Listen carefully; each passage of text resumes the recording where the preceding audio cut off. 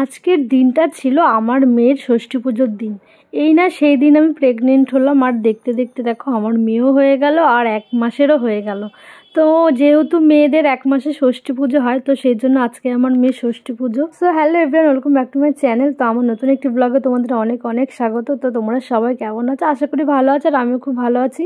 তো সকালবেলা ঘুম থেকে উঠে পড়েছে, আর এদিকে হিয়া তো সকাল থেকেই নাচ শুরু করে দিয়েছে, বাড়িতে অনুষ্ঠান বলে কথা। আর আমিও ঘুম থেকে উঠে ফ্রেশ হয়ে গেছি। তার মধ্যে দিয়ে দেখি বাড়িতে রান্নাবান্নার আয়োজন করা হয়েছে। তো রাঁধুনিরাও চলে এসছে, অনেক সকাল থেকেই রান্নাবান্না শুরু হয়ে গেছে। তো সেই জন্য ভাবলাম যে ছাদে এসে একটু দেখি যে রান্নাবান্না কত দূর হলো। তো তারপর আমি স্নান করব, স্নান করে রেডি হব। আর এই যে দেখো এই শাড়িটা পরবো। আর এর মধ্যে এই ঘরে দেখি ঠাকুরমশাইও চলে এসছে। তো পুজোর মোটামুটি অনেক কিছু গোছানো হয়ে গেছিলো। তো বাদবাকি যে কাজগুলো সেগুলো তো ঠাকুরমশাই করবে, তো উনি সেগুলোই করছিল। সব কাজের মাঝে মাঝে আমি আবার একটু ছাদে এসে দেখছিলাম যে রান্নাবান্না কতদিন হলো।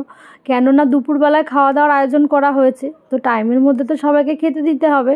তো সেজন্য বারবার এসে দেখছিলাম। তো এইদিকে দেখো বড়মশাইও চলে এসছে, আর ও আমার মায়ের জন্য, বৌদির জন্য আর ভাইজির জন্য গিফট এনেছে। তো মায়ের শাড়িটা যে মাকে দিয়ে দিল, আর বৌদিকেও দেবে শাড়িটা। এর মধ্যে হিয়ার সাথে একটু প্রাঙ্ক করলো আবার আমার বড়মশাই, যে ওকে একটা খালি বাক্স দিয়ে বলছে এনে ধর, তোর জন্য গিফট এনেছে। আর হিয়ার মুখটা তো সত্যি দেখার মতন ছিল। আর আমি আমার স্বাদের অনুষ্ঠানে অনেক শাড়ি পেয়েছিলাম, সেই জন্য আলাদা করে আর নিজের জন্য কিছু শাড়ি কিনতে বলিনি। আমি বারণ করেছিলাম, কারণ আমার ঘরে প্রচুর শাড়ি ছিল। তো তার মধ্যে দিয়ে আমি একটা সুতির নরম শাড়ি বেছে নিয়েছি, কারণ মেয়েকে তো বারবার কোলে নিতে হবে। সেই জন্য হচ্ছে কি আমি আর সেরকম ভারী শাড়ি পরিনি, আমি একটা সিম্পল শাড়ি পরেছিলাম। তো তোমরা দেখো আমাকে এই শাড়িটা পরে কেমন লাগছে। আমার তো কেমন একটা যেন লাগছিল, কারণ টিপ পরিনি, সিঁদুর পরিনি, কেমন যেন একটা লাগছে। তো যাই হোক, আর কিছুক্ষণ অপেক্ষা, তারপরে পুজোটা হয়ে গেলেই আমি সিঁদুর পরতে পারবো। তো আর এই যে দেখো বড় মাসি এসেছিলো বনগা থেকে বাড়িতে। তো বড় মাসি এসছে, এই যে আমার মেয়েকে কোলে নিয়েছে। আর এই যে এইদিকে প্রসাদ তোসাদ সব গোছানো হয়ে গেছে। আর ঠাকুরমশাই যে 21খানা ডালা, এই 21টা ডালা নাকি যে সমস্ত এও আছে, মানে তাদের আবার বাচ্চা কাচ্চা আছে, তাদেরকে এই ডালাগুলো দিতে হবে। আর পুজোর শেষে এই যে এই দুধের এখানে নাকি মা ষষ্ঠীকে আমার মেয়েকে দিয়ে দিতে হবে। এই নিয়মটা যে আমার কাছে কি কষ্টকর লেগেছে, কেননা এখানে আমার মেয়েকে এই ঠান্ডার মধ্যে শোয়াবে মা ষষ্ঠীর কাছে দেওয়ার জন্য। তো যাই হোক, সেই নিয়ম পালন করতেই হবে। তো ঠাকুরমশাই তার জন্য ফুলের বিছানা করে দিয়েছে আমার মেয়ের জন্য। আর এই যে দেখো আমি আমার মেয়েকে দিয়ে দিলাম ষষ্ঠী ঠাকুরের কাছে। আর আমার বৌদি কিন্তু কান্নাকাটি করে ঠিক আমার ষষ্ঠী ঠাকুরের কাছ থেকে আমার মেয়েকে নিয়ে চলে আসবে। আর এই যে আমার মেয়েকে কোলে নিয়ে নিয়েছে। তো যাই হোক, পুজো মোটামুটি কমপ্লিট হয়ে গেছে। আর এদিকে ফল প্রসাদও দেওয়া হচ্ছে সবাইকে। আর এদিকে পুজো শেষ হতে হতে কিন্তু আমাদের দুপুরের খাওয়া দাওয়ার আয়োজনে যা যা ছিল সেসব রান্নাবান্নাও হয়ে গেছে। আর এই যে বাড়ির লোকজন এখানে বসে আছে। তোমার বুনুর অনুষ্ঠান, তাহলে কি তুমি আজকে একটু ডান্স করতে চাও? আদি দাদা কি করতে চাও? তা চলো দেখি। দেখতে দেখতে দুপুরও হয়ে গেছে, লোকজন আসা শুরু করে দিয়েছে। আর এই যে দেখো আমার বড় পিসি সব মেয়েরা, তাদের নাতিপুতিরা, আর এদিকে জ্যাঠা জেঠিরাও এসেছিল, অনেক লোক এসেছিল, মানে আমি বলে বোঝাতে পারবো না যে আমার মা এদিক ওদিক করে কত লোক নেমন্তন্ন করেছে।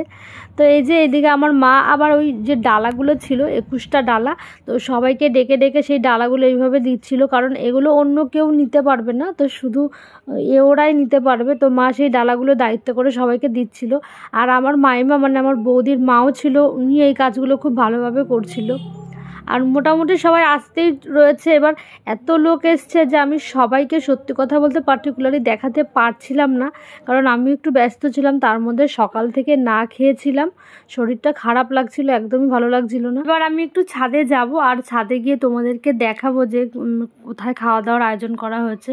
তো আমি তো অনেক লেট হয়ে গেছে আমার খেতে বসতে, তো এটা মোটামুটি অনেকটাই বেলা গড়িয়ে গেছে। আর এই যে এদিকে দেখো আমাদের ছাদে এইভাবে খাওয়া দাওয়ার ব্যবস্থা করা হয়েছে। আর এখানে চেয়ার টেবিল আর ছাতা দিয়ে সাজানো হয়েছে। মোটামুটি অনেকের খাওয়া দাওয়া হয়ে গেছে। তো এর পরের ব্যাচে আমি খেতে বসবো যদি জায়গা পাই। তো অ্যাকচুয়ালি কী হয়েছিল, দুপুরবেলায় ঠিক খাওয়ার টাইমটাই লোক ভিড় হয়ে গেছিলো। এর আগে পর্যন্ত মানে ভেবেছিলাম 1টা থেকে খাওয়া দাওয়া শুরু করব, কিন্তু লোকজন বেশি কেউ এসে পারেনি, তো সেই জন্য একটু সমস্যা হয়ে গেছিলো। তার এই যে এদিকে দেখো আমিও খেতে বসে গেছি, আর এই যে আমার ছেলেদেরকে নিয়ে খেতে বসেছি। এরা সবাই কিন্তু আমাকে মা বলে ডাকে, আর আমি সবাই আমার ছেলেই।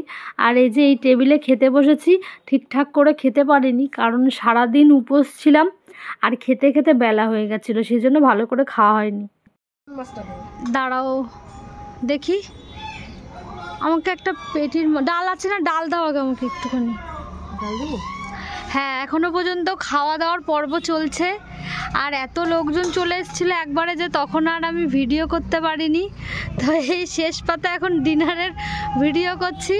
তো এখন সবাই কম বেশি মোটামুটি সবার খাওয়া দাওয়া হয়ে গেছে। এই যে আমার মাইমা ঠাইমা, এই যে বাবা, সবাই বসে আছে, সবারই খাওয়া হয়ে গেছে, আমার আর বৌদির আর দাদার খাওয়া বাকি।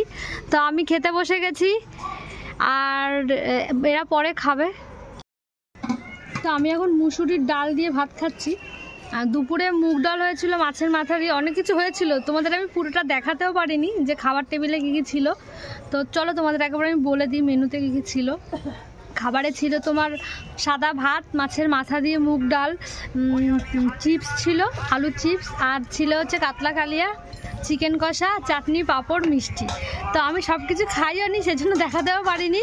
তো এখন শুধু ডাল দিয়ে খাচ্ছি আর মাছের ঝোল দিয়ে খাবো। তো চলো। তো অনেক লোকজন এসেছিল, তো সবাইকে তো তোমাদের দেখাতে পারলাম না, কারণ ওই সময় আমি খুব ব্যস্ত হয়ে পড়েছিলাম, সারাদিন না খেয়েছিলাম। তো যাই হোক, আজকে মানে এই ব্লগটা এখানেই কমপ্লিট করছি। আর আমার মেয়ে অনেক গিফট পেয়েছে, অনেক জামা প্যান্ট পেয়েছে, আর কি কি পেয়েছে সেটা তোমাদেরকে আমি অবশ্যই দেখাবো। তো আমার নেক্সট ব্লগে আবার দেখা হচ্ছে। তো সবাই পাশে থাকো, ফলো করো, আর ভালো লাগলে লাইক অ্যান্ড সাবস্ক্রাইব। টাটা।